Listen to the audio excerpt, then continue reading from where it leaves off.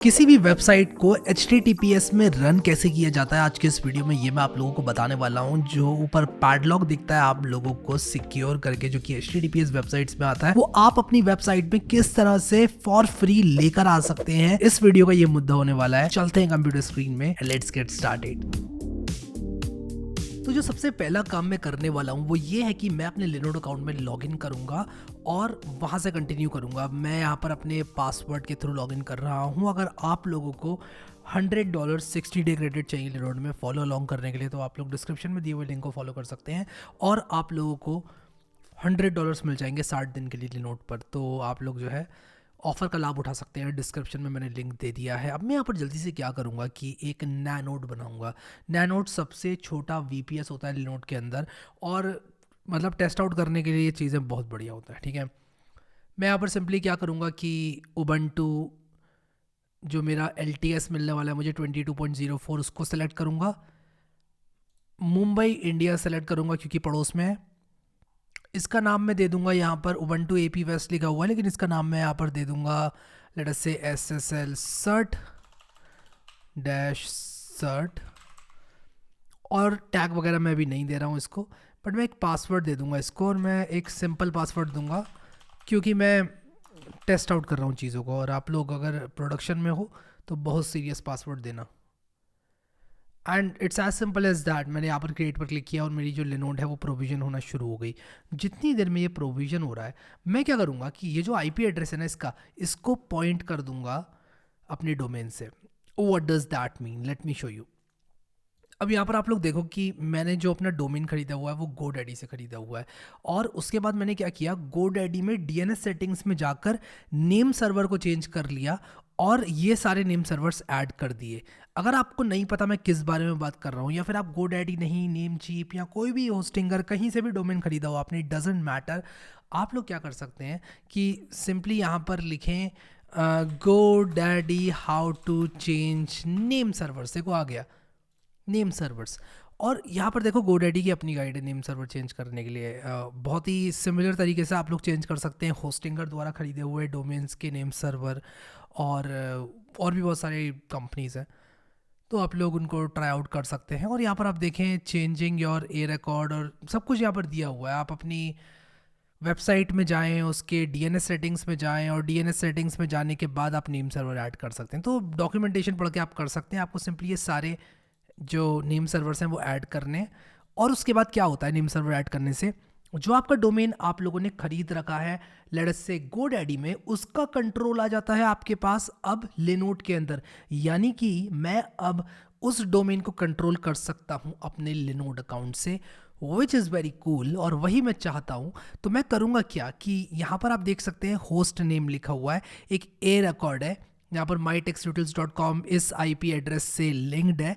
मैं क्या करूँगा कि इसको एडिट करूँगा और यहाँ पर मैं IP एड्रेस मेरे लिनोड का डाल दूंगा। मैंने यहाँ पर पेस्ट कर दिया ये वाला IP एड्रेस जो कि मेरे लिनोड का IP एड्रेस है, मेरे नैनोड का IP एड्रेस है, उस VPS का IP एड्रेस है जो कि अभी मैंने रिसेंटली बनाया आप लोगों के सामने। अब मैं इसको सेव करूँगा तो मेरा जो mytechtutorials.com है वो यहाँ पर इस पर्टिकुलर मशीन में आ चुका है। ठीक है, और यहाँ पर मैं इसको भी बंद करता हूँ। आप लोग DNS रिकॉर्ड में जाकर नेम सर्वर्स ऐड कर ही लोगे। और अगर आप नहीं कर पा रहे हो ना, फॉर सम रीज़न नहीं कर पा रहे हो कि यार मेरे से नहीं हो रहा, ठीक है, तब आप क्या कर सकते हो, जो भी आपका होस्टिंग प्रोवाइडर है आप उनके सपोर्ट टीम के पास रीच आउट कर सकते हो, वो आपको ये चीज़ करवा देंगे।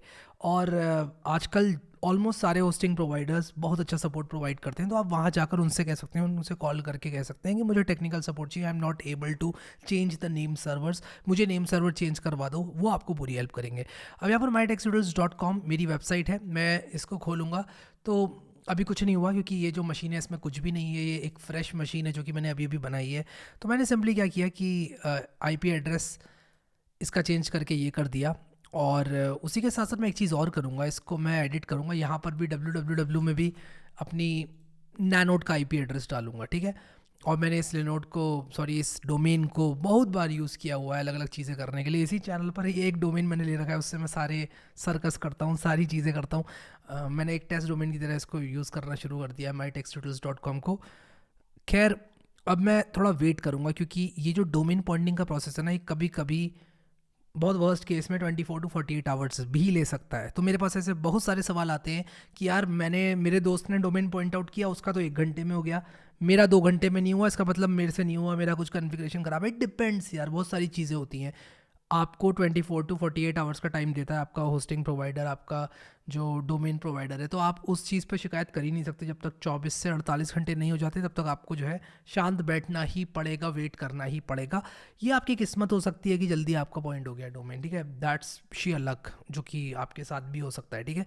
तो यहाँ पर अब हम क्या करने वाले हैं कि इस मशीन में लॉगिन करेंगे ऑब्वियसली। तो मैं कॉपी करूँगा और कॉपी इस चीज़ को करके यहाँ पर पेस्ट करूँगा, येस लिखूँगा, जो मैंने पासवर्ड इसका चूज़ किया था वो मैं डालूँगा।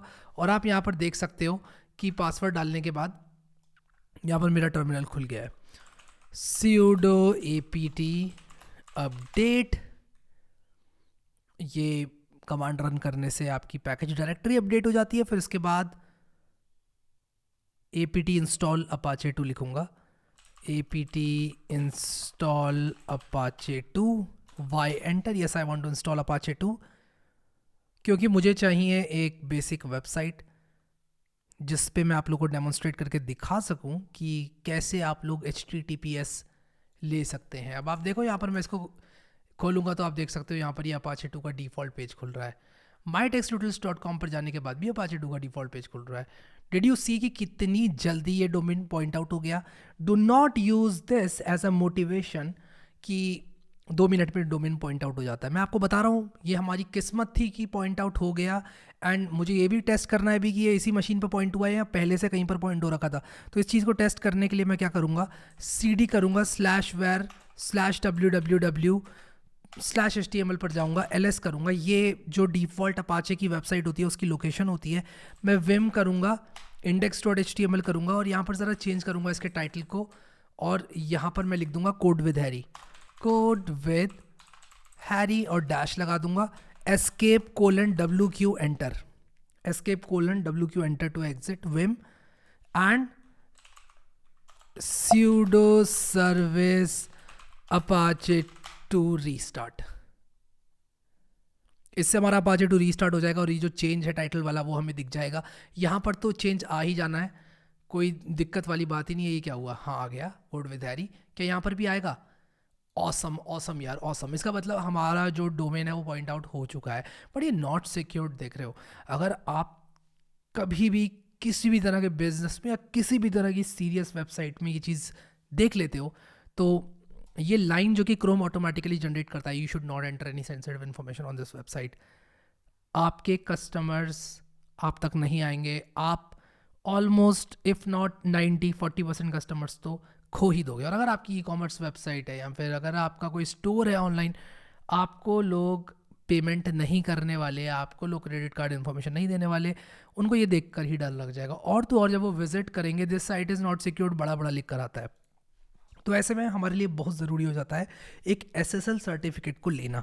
अब एक SSL सर्टिफिकेट को किस तरह से आप लोग प्राप्त कर सकते हैं, ये बहुत इंपॉर्टेंट है। तो हम लोग क्या करने वाले हैं, हम लोग इंस्टॉल करने वाले हैं certbot को। तो मैं यहाँ पर लिखूंगा और ये सारे कमांड्स की लिस्ट मैं आपको दे दूंगा, तो आप लोग टेंशन बिल्कुल भी मत लेना। तो हम certbot को इंस्टॉल करने वाले हैं, वाई एंटर करूंगा। इससे क्या होगा कि certbot नाम का एक पैकेज इंस्टॉल हो जाएगा और उसी के साथ साथ मैं Python 3 certbot अपाचे को भी इंस्टॉल करूंगा। तो मैं sudo apt इंस्टॉल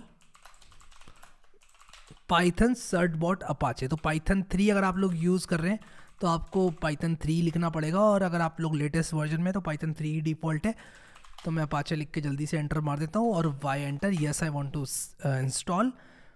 और ये करने के बाद क्या होगा कि आप यहाँ देख सकते हो कि ये जो हमारा certbot था वो इंस्टॉल हो गया है, ठीक है। तो अब हम लोग यहाँ पर क्या करेंगे कि एक SSL सर्टिफिकेट ऑब्टेन करेंगे। तो बहुत ही सिंपल एक SSL सर्टिफिकेट ऑब्टेन करना, आपको सिंपली यहाँ पर लिखना है sudo certbot --- सारी चीज़ें ऑटोमेटिकली हैंडल होती हैं। अब यहाँ पर देखो ये कह रहा है कि enter email address used for urgent renewals. तो आप अपना ईमेल एड्रेस डाल दें और अपने ईमेल एड्रेस डालने के बाद ही आपसे कहेगा कि क्या आपने टर्म्स एंड कंडीशंस को पढ़ लिया, ठीक है। तो मैं इसको कॉपी कर रहा हूँ, मैं जल्दी से पढ़ के आ रहा हूँ टर्म्स एंड कंडीशन दूसरे मॉनिटर में, और मैंने टर्म्स एंड कंडीशंस जो है वो पढ़ भी लिए हैं और अब मैं एग्री भी करता हूँ उनके साथ। तो मैं येस पे क्लिक करूँगा, आप भी पढ़ लेना, ठीक है। Will you be willing once your first certificate successfully issued to share your email. तो अगर आप शेयर करना चाहते हैं ईमेल तो येस कर दें, नहीं करना चाहते तो नो कर दें। फिर ये कह रहा है कि भाई enter the domain names you would like your certificates. अब हम क्या करेंगे कि एक तो textutils.com और एक www.mytextutils.com।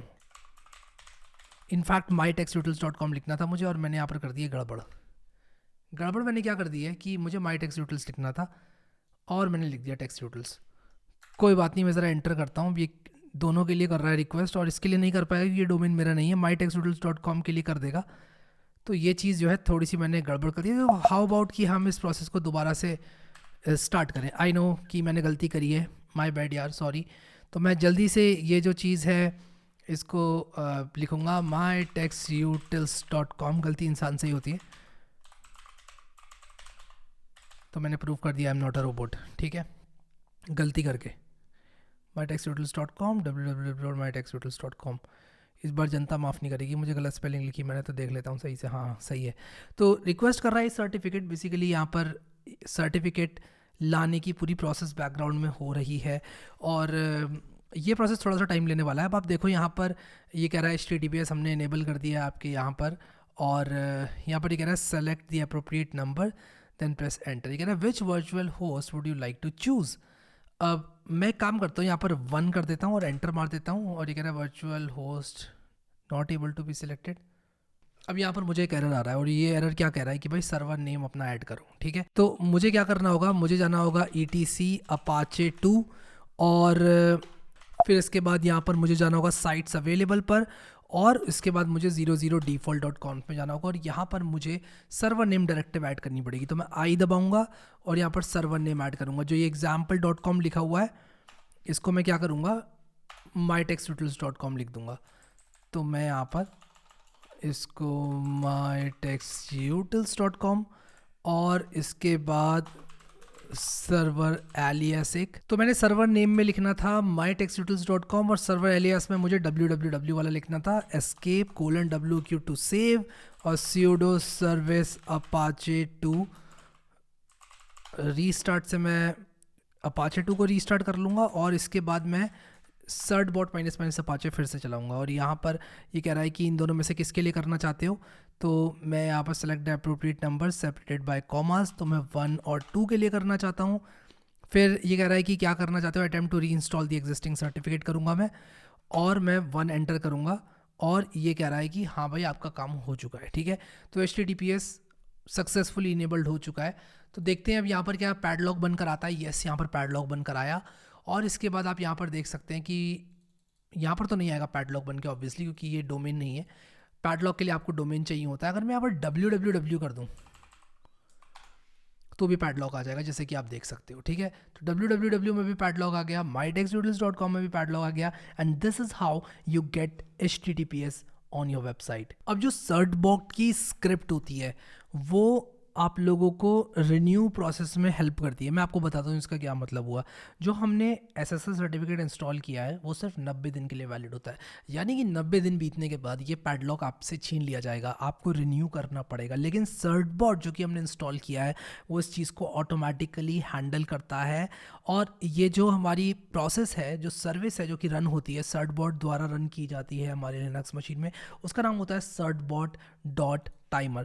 तो मैं अगर यहाँ पर लिखूँ sudo systemctl status certbot.timer तो मुझे यहाँ पर इसका स्टेटस बता दिया जाएगा। ये कह रहा है कि भाई certbot.timer नाम की ये एक सर्विस चल रही है जो कि certbot को ट्वाइस डेली रन करती है। इसका मतलब आप लोग समझे, इसका मतलब ये हुआ कि आप लोगों को मैनुअली रिन्यू करने की ज़रूरत नहीं है। तो रिन्यू किस तरह से किया जाएगा और कब किया जाएगा, अगर मान लो आप चेक करना चाहते हो कि यार रिन्यूअल प्रोसेस किस तरह से रन होगी, तो आप लोग, वैसे तो ये प्रोसेस ऑटोमेटिकली चलेगी, ठीक है, आपको ये मैनुअली करने की ज़रूरत नहीं है। लेकिन मान लो कि आप थोड़ा सा टेंशन फ्री होना चाहते हो और आप देखना चाहते हो कि जब certbot ये प्रोसेस जो है रन करेगा तो किस तरह से करेगा, तो आप यहाँ पर sudo certbot renew -- dry run ये कमांड चला सकते हो। और ये कह रहा है -- dry run जो है वो not found, I think dry dash run होता है, if I am not wrong. हाँ, ड्राई डैश रन होता है। अब देखो कुछ इस तरह से जो है ये प्रोसेस चलेगी और आप देख सकते हो ये रिन्यूअल प्रोसेस चल रही है। एंड ये माई टेक्स्ट टूडल्स एंड www.mytextdoodles.com दोनों के लिए चल रही है, विच इज़ अमेजिंग। तो बस आपको सिंपली वेट करना है और ये सिमुलेट कर रहा है बेसिकली रिन्यूअल को। और congratulation, all simulated renewal succeeded. तो अगर आप बस ये जानना चाहते थे कि यार जो मेरी यहाँ पर ये प्रोसेस है कहीं फेल तो नहीं हो रही है, कहीं ऐसा ना हो कि जब हम मेरे सर्टिफिकेट रिन्यूअल का टाइम आए कहीं ऐसा ना हो कि मेरा सर्टिफिकेट रिन्यू ही ना हो, कहीं कोई एरर आ जाए, तो उस चीज़ को भी हमने यहाँ पर चेक कर लिया। तो आई होप कि आप लोगों को समझ में आ गया ये चीज़ किस तरह से की जाती है। एंड आई होप कि आप लोग अब अपने अपने डोमेन्स में SSL एक्टिवेट कर लेंगे, यानी कि ये पैडलॉक आप अपने अपने डोमेन्स में एक्टिवेट कर लेंगे। कुछ सवालों का जवाब यहाँ पर देना चाहूँगा। एक सवाल जो कि आप में से कई लोगों को होगा कि क्या ये प्रोसेस मेरी जेंगो ऐप के लिए काम करेगी, क्या ये प्रोसेस मेरी Next.js ऐप के लिए काम करेगी, क्या ये प्रोसेस मेरी एक्सप्रेस ऐप के लिए काम करेगी? यस, काम करेगी। As long as you have a domain you can use this padlock, ठीक है। अब क्या होता है कि किसी ने Nginx इंस्टॉल किया होता है तो अपाचे की जगह आप Nginx का कमांड जो है वो रन कर सकते हैं। लेकिन अगर आप अपाचे यूज़ कर रहे हैं जो कि बहुत ज़्यादा यूज़ किया जाने वाला वेब सर्वर है, तो ये प्रोसेस एग्जैक्टली काम करने वाली है। और जो रिन्यूअल प्रोसेस है वो ऑटोमेटिक है, ठीक है। मैंने जस्ट आप लोगों को जो बताया यहाँ पर ये करने की ज़रूरत नहीं थी, जस्ट मैं आप लोगों को ड्राई रन कैसे करते हैं ये बता रहा था, ठीक है। तो आई होप कि आप लोगों को समझ में आ गया कि किस तरह से आप लोग को ये सर्टिफिकेट प्राप्त करना है और ऑटोमेटिकली रिन्यू तो हो ही जाता है, ठीक है। बस डोमेन होना ज़रूरी है आप लोगों के पास, इस पर आप लोगों को पैडलॉक नहीं मिल सकता और रिन्यूअल प्रोसेस एकदम ऑटोमेटिक है।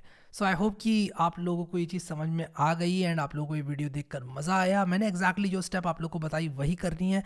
If you run into any errors, आप ये कमांड दोबारा रन कर सकते हैं। जैसे कि मैंने आप लोग को यहाँ पर दिखाया था कि मुझे कोई प्रॉब्लम आई थी, मैंने यहाँ पर जो ये कॉन्फ़िगरेशन फ़ाइल सेलेक्ट करी थी, उस कॉन्फ़िगरेशन फ़ाइल में मेरा सर्वर नेम नहीं था। आपको सर्वर नेम डालना ज़रूरी है, ठीक है। मैंने सर्वर नेम भी डाला, मैंने सर्वर एलियस भी डाला, उसके बाद दोबारा रन कर दिया। मुझे यहाँ पर ये एरर मिला देखने को, मैंने दोबारा रन कर दिया इसको, तो दोबारा रन कर दिया, उसके बाद मेरा HTTPS एक्टिवेट हो गया। इसने मुझसे ऑटोमेटिकली पूछा।